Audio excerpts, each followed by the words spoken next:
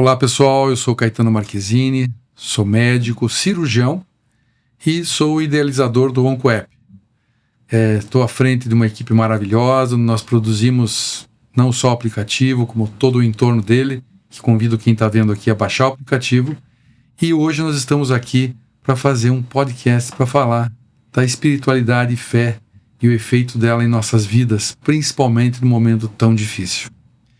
O final de ano costuma ser tempo de encontros, balanços e esperança, mas para quem enfrenta o câncer, seja como paciente, familiar ou cuidador, esse período pode também ser marcado por silêncio, medo e muitas perguntas sem resposta. A medicina avançou muito, a ciência salva vidas todos os dias, mas há momentos em que nem a ciência, nem os exames, nem os protocolos conseguem responder tudo aquilo que o ser humano sente. E é justamente nesse espaço, onde a técnica encontra seus limites, surge a fé. Não como promessa de cura nem negação da realidade, mas como um recurso profundamente humano para lidar com o sofrimento, com a finitude e com o sentido da vida. Hoje o OncoApp convida para você para uma conversa acolhedora, respeitosa e profunda com o padre e médico Carlos Santos, sobre o poder da fé na jornada do câncer. Uma conversa para quem acredita, para quem duvida e para quem não sabe no que acreditar. Padre, bem-vindo. Muito obrigado. E nós gostaríamos aqui de já começar com uma pergunta, né? Eu tenho certeza que algumas pessoas procuraram o senhor já, ou com essa dificuldade, mas muitas pessoas chegam tristes, às vezes desesperançosas, e às vezes eles não sabem nem qual pergunta fazer. Mas existe sempre aquela pergunta que o senhor já sabe que vai chegar. Qual é essa pergunta que o senhor acha que os pacientes mais fazem quando chegam pedir ajuda? Em geral, pessoas, quando me procuram, perguntam muito o porquê eu. Né? Por que eu que tive que estar com câncer, tive que estar passando por isso, por esse sofrimento, por esse momento de dor, né? Por isso, todo esse momento, né, de sofrimento.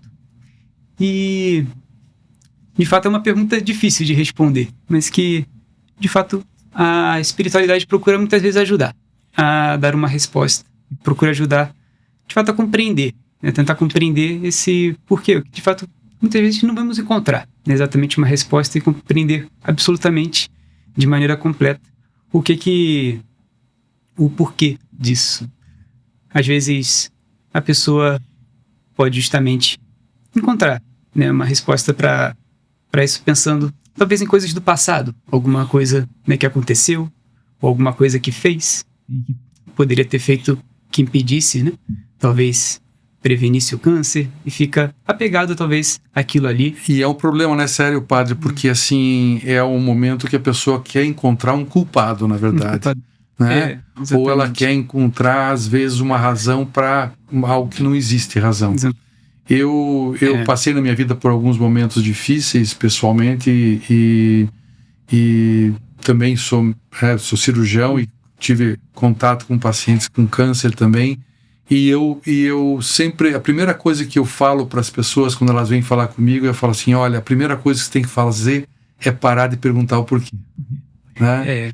Essa é algo que você não vai ter resposta, vai criar uma angústia imensa e não vai te ajudar em nada no teu tratamento nem no futuro. Não sei se você concorda. Eu concordo, é verdade, sim. Mas é uma pergunta que também se vem muitas vezes, né, na cabeça, mas de fato a pessoa tem que tentar esquecer ou procurar um sentido, um significado para esse porquê, né? Também ressignificar talvez essa dor, esse sofrimento pelo qual ela está passando. O significado sim é. O significado sim, porque de fato, porque o homem precisa ter essa tendência, ele é um ser racional, né? Procura buscar sempre compreender o que está acontecendo com ele. E ele procura sempre precisa dar esse significado, compreender de maneira mais profunda aquilo que está acontecendo com ele. E sempre procurar, né? Muitas vezes tentar dar um significado para aquilo ali, que de fato pode ser, né, às vezes, também aproveitar também esse momento, né, para pensar, né, um pouco na sua história, no que já passou, nas coisas boas que aconteceu na sua vida. Também é um momento também de reflexão. E balanço, né? Balanço. Reflexão e balanço, é bem isso mesmo. E justamente também porque acaba sendo esse momento, né, que a pessoa se dá conta muitas vezes da sua finitude, né? Então, isso daí faz esse momento de balanço, faz esse momento de exame, de reflexão. E pode usar isso como uma coisa ruim ou uma coisa boa, né, padre? Exatamente. Uma coisa boa. Porque essas reflexões são importantes para o próximo passo, talvez seja um passo numa direção melhor, né? Exatamente, sim. Justamente para aproveitar, né? Aproveitar esse cada dia, né, com mais intensidade, aproveitar de fato cada momento, né, de vida, de fato aprender a dar esse valor, né? Aprende a valorizar cada minuto que tem. Aproveitando o gancho do que o senhor está falando, que eu acho importante, quando a pessoa chega, quais são os medos que ela tem e os conflitos que ela encontra? Muitas vezes, os medos, é o medo mesmo da morte, né? Porque a morte é algo que muitas vezes que não sabemos, né? Como é algo que a gente, que muitas vezes gera medo. Porque, de fato, teremos essa tendência de querer viver, né? De querer viver. E, de fato, a morte é algo que nos gera medo, de um modo geral. Outra coisa que gera conflito, às vezes, pode ser, às vezes, ressentimentos, coisas do passado que existem, ou coisas da história que, às vezes, angustiam, né? Que não fizemos bem, ou que às vezes dói um pouco, né? Coisas que nos arrependemos. Então, às vezes, isso daí também é o que gera conflito, gera angústia. Às vezes, por algo que fizemos a alguém, e que é um momento também, às vezes, muitas vezes, também, né? Esse momento de perdão, de reconciliação, é uma oportunidade também. É isso que eu ia falar, né? Essa reconciliação que a pessoa, como se ela ganhasse um tempo durante esse período difícil da vida dela, para não só fazer aquele balanço, mas também tentar fazer as reconciliações que ela tem, aquelas mágoas, aquelas farpas que ficaram do passado, né? Para que ela possa arrumar, alinhar e trazer de volta aquilo que ela acredita que deixou para trás, né? São as pedrinhas da mochila, né? As pedras da mochila, né? Exatamente. Ela conseguiu uma época da vida de esvaziar a mochila e deixar as pedras para trás, né? Não sei se o senhor concorda. Eu concordo plenamente, que é esse momento, de fato, de deixar essas pedras e caminhar, poder caminhar mais leve, poder caminhar com mais soltura e com mais tranquilo durante esse momento, né, da vida também.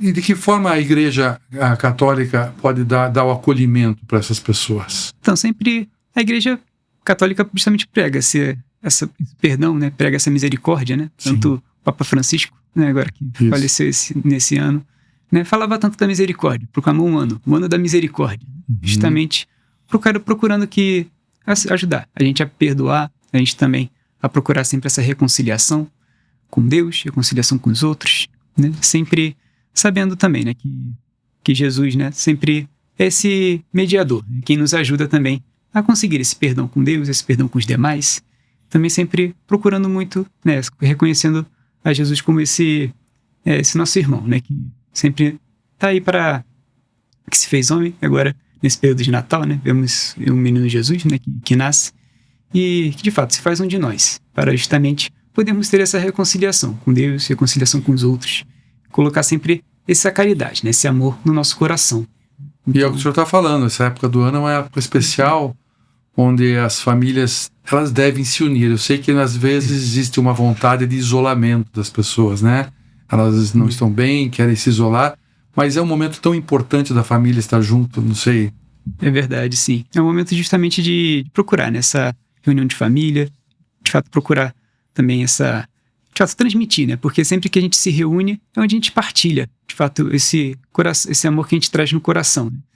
E na Sagrada Escritura diz, né, que Deus nos amou primeiro. Então, isso também sempre a gente compartilha, né? É o momento de a gente compartilhar esse amor que Deus coloca no nosso coração, né? Para a gente compartilhar o amor que temos e podemos partilhar um pouco com o outro.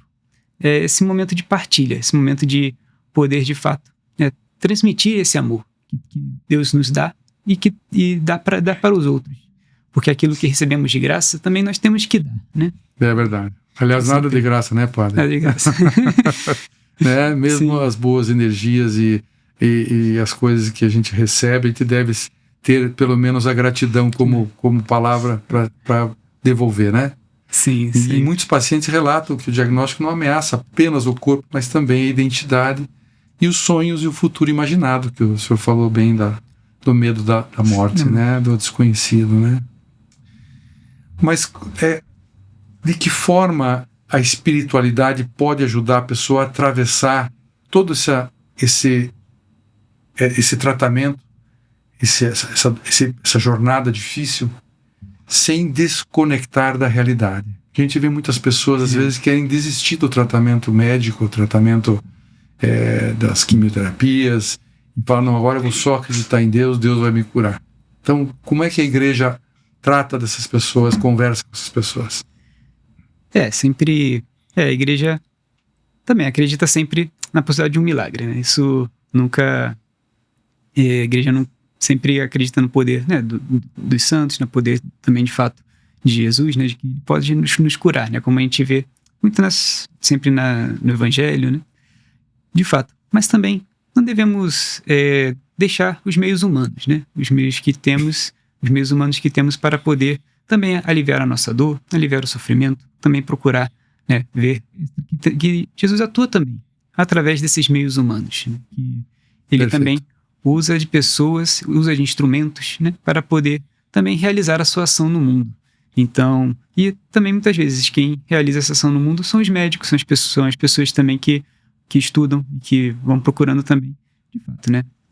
Eu sempre digo que para os pacientes, às vezes, as pessoas estão e falam assim, olha, a mão de Deus também está nas pesquisas, também está nos medicamentos, a mão de Deus está também orientando, né, o cérebro dos grandes pesquisadores e trazendo, através da mão dele, as descobertas e o conhecimento. Eu acho que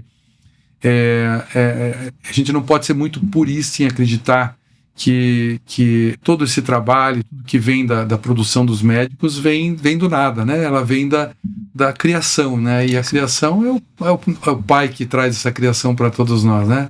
Exatamente, sim. Que Deus, no fundo, que criou tudo, né? E tudo vem dele. Então, de fato, perceber que também, através da mão dos médicos, através da mão de todos os profissionais de saúde, né? Como que de fato chega também essa cura, pode chegar esse milagre, né? Exatamente, que não deixa de ser um milagre a cura através do tratamento médico, não é verdade, Padre? Verdade, sim. E a gente sabe que muitas pessoas, elas acham que perdem um pouco a dignidade, porque ela começa a ficar dependente, ela começa a precisar de cuidadores, começa a precisar... Como é que através da fé, através da espiritualidade, através da religião católica, a gente consegue mostrar para a pessoa que não é assim? Então, a gente percebe na Sagrada Escritura, no Gênesis, né, que o homem foi criado à imagem e semelhança de Deus. E, de fato, essa imagem a gente nunca perde, né? A gente sempre mantém sempre essa imagem de Deus em nós. Então, somos sempre seres humanos e somos sempre semelhantes a Deus, né? Temos sempre essa imagem escrita em nós. E, então, essa dignidade a gente nunca perde, porque é uma dignidade que está inscrita no nosso ser. Então, perfeito.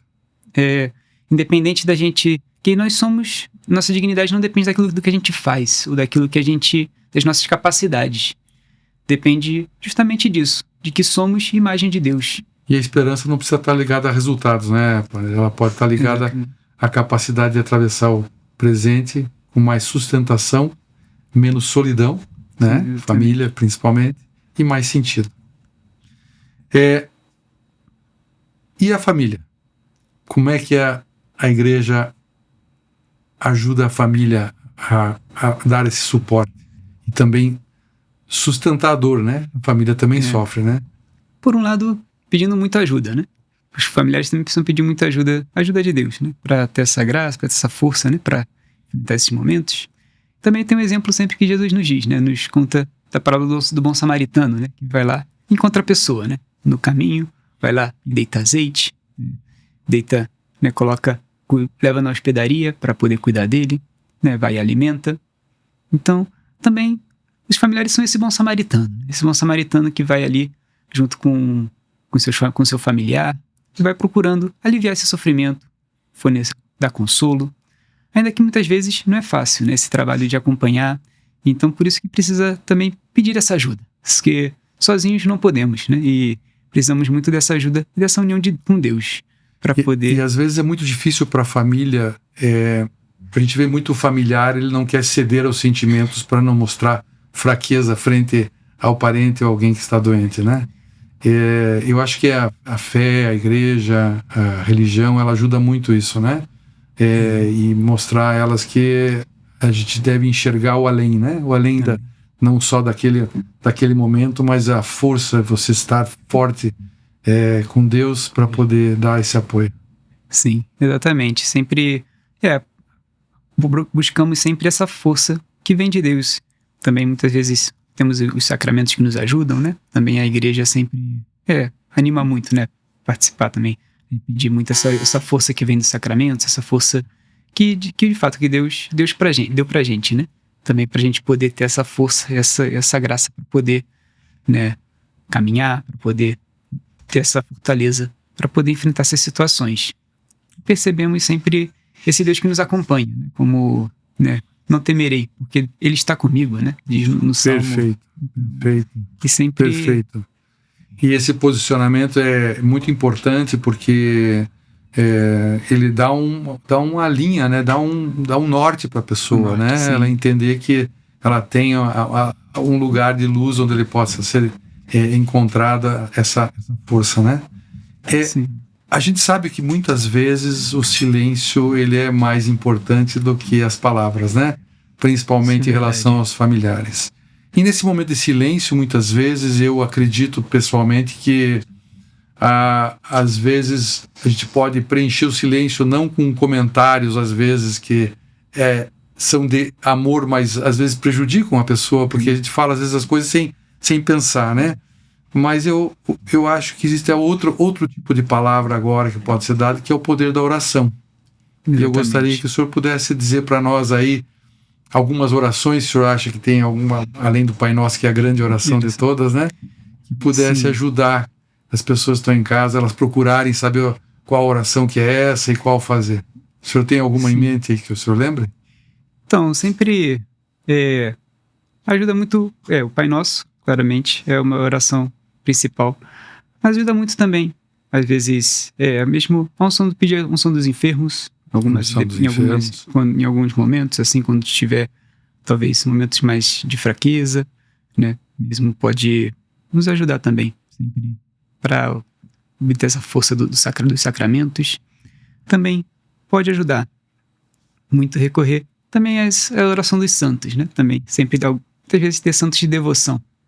Sempre algum santo que também te ilumine, te dá uma luz, um exemplo de vida. Temos tantos santos também hoje em dia já que passaram por um câncer, passaram por passaram por doenças, por provações desse tipo, que podem ajudar também a pedir a ele a sua ajuda, para também poder levar, né, essa carga. E tantos que podem apoiar, né? Tantas orações que de fato ajudam. Também muitas vezes ajudam muito os salmos também, né? Os salmos sempre são essa oração, onde são... Eu gosto muito dos salmos. Que os salmos ajudam muito também a dar esse conforto. São, como eu falei, né? Porque não temerei porque estás ao meu lado, né? Ou, né, que o Salmo 21, né? O Salmo 22 também ajuda muito. Também, às vezes, né, essa confiança em Deus, esse desejo também de ver o rosto de Deus, Salmo 41. Então, muitos salmos que também nos ajudam muitas vezes a sobrelevar e também a buscar essa união com Deus, né? E, de fato, ajudar nessa oração.